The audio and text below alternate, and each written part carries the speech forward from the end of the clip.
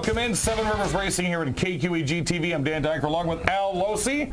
He told you last week that, you know, we were talking about five-star bodies and they get wrecked and then you got to replace them, and then during the off-season you're not sure what your car is going to look like. I think our cars look fantastic on the brand new season, week number 2 of the show. 6-star body. Yeah, this is a 6-star body presented by fansarena.com. Thank you. Thank you very much. All righty. Week number 2 and a lot of activity in a lot of garages. You know, one thing I really want to mention before we get into the way that I'm seeing a lot of drivers do this year is whether they know a computer or whether they don't, social media is becoming huge. I've seen 7 new drivers racing pages get developed on Facebook this week, primarily Jay Herbst. They have a brand new one up. Jack Litchheim just put a new one up, and Steve Owen Racing has a brand new one up. So if you get a chance and you're familiar with a lot of the La Crosse area drivers and you're on Facebook, check to see if they have their own racing fan page. And all you got to do is just click like and just follow along with what they do each week and each and every race week, because it's very informative. And I would like to add this, that the La Crosse Fairgrounds Speedway has a Facebook page, and you do a wonderful job on Facebook too, keeping everybody up to date on what's going on in the racing community, not just here but in the surrounding area. And if they could just link with you, you'll get them to the pages that need to be done, because you do such a good job with that. Well, I've got the Facebook page for KQEG TV 7 Rivers Racing. I also have one for my race report, which will start April 14th on AM 580 WKTY. And I let drivers do anything. If they've got stuff they want to buy, sell, or trade. Joey Johnson's got his Sportsman that just popped up on my Facebook yesterday.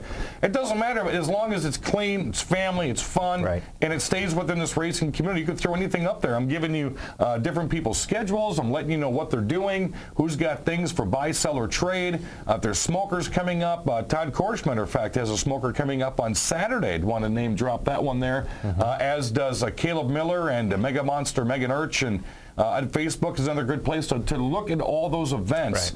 And I really credit a lot of those folks for taking advantage of social media. And it makes sense. And then there's also the other side of that. It kind of gets everybody involved in what other things are going on. The passing of the owner of Crosse Speedway, it let everybody know what was happening with that venue. Now, our condolences from Seven Rivers Racing goes out to the entire family of the Toma Excalibur Speedway, losing their owner about a week or so ago. Funeral services were last weekend. And a lot of people have asked me here in the past week, what happens now with the Toma Excalibur Speedway? A lot of folks know that I was going to do the announcing out there last year. Greg, our flagman at La Crosse Speedway, was going to be the race director out there, and they made a lot of improvements. I was talking to our guest on the program today about the insurance company and the wall building and the track preparation and the concession stands. I mean, a lot of care was taken into running that track last year. It was just, I just don't think the timing was right for some of the health issues that were surrounding some of the folks that ran the track. But as of right now, and your guess is as good as mine as to what happens with the Excalibur Speedway in Toma. I do know what's going on at La Crosse Fairgrounds Speedway, lacrossespeedway.com. There were a couple of changes to the schedule. The first schedule came out a couple of weeks ago. A couple of changes now because of the fair date this year. So make sure you click on lacrossespeedway.com and go to the very top, look at schedules, and you'll be able to print up an entire PDF schedule like we have here of what you've got coming up this year. And that's something we're going to talk about. Our guest on the program today was probably one of the first people I met here at La Crosse, took me under his wing and let me know who was what and where was what. Has been an outstanding spokesman for not only the La Crosse Speedway, but racing in general here in western Wisconsin.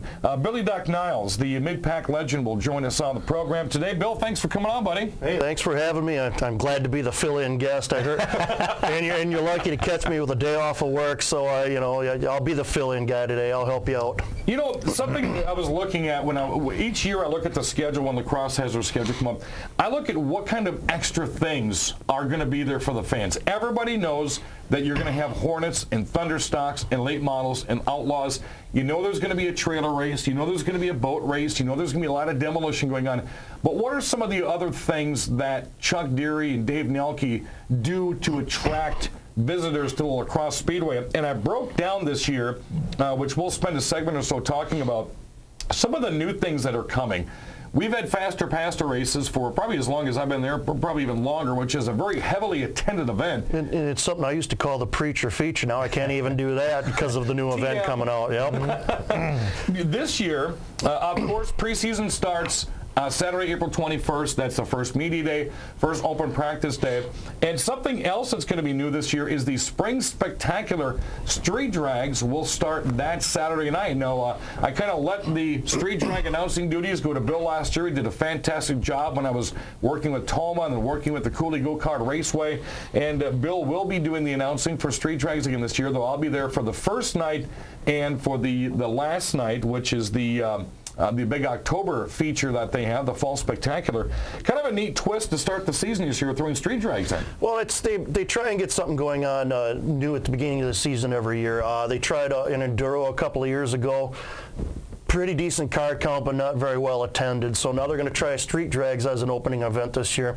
Street drags, and I noticed this. I had never been to a street drag until I went to them last year. Right. And street drags just slowly is building up a really good fan base around here, a good popularity. So it's probably going to be a good event to start the season out with. You know, get 100, 150 street drag cars out there, pack the stands with all their fans. It's going to be a good event to start the season out with. When he says they pack the stands, they really do. They get a lot of fans. I was surprised how many get out. And I would only see it in pictures until I saw it firsthand last year. It is amazing the crowd that they get, not only in the pits, but in the stands also. So it's a pretty cool event. And we should. And that's one thing that's amazed me is how many we can jam into the pit areas. We're going to talk more about street drags. We're going to break down the lacrosse schedule for you as we are less than 45 days away from the opener at the Crosse Speedway. Also at Dells Raceway Park. They're going to be starting off in May.